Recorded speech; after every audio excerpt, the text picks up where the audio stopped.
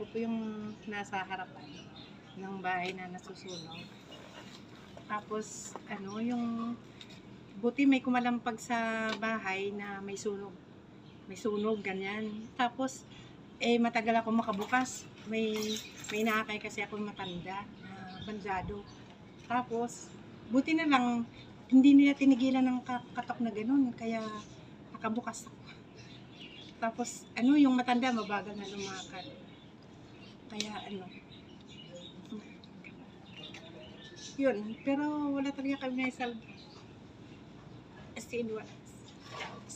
Siya. Pero ngayon, ma'am, Ngayon, pero okay ngayon, naman. ma'am, na pupunta si Senator Bongo at may iabot ng tulong, ano po ang gusto pong, ano po ang mensaheng pasasalamat mo po sa kanya? Maraming salamat na matulungan ka niya sa aming kailangan. Kasi yung pambili talaga ng laptop ng anak ko. Ubus, wala ka may salba. Karas. Anong gusto mo sabihin kay Senator Bongo, ma'am? Kung hindi ka matulungan. Like, Senator Bongo, parang kausap mo siya. Ako. Senator Bongo, kung pwede po kayong matulungan sa kahit kunti lang po. May iraos lang namin yung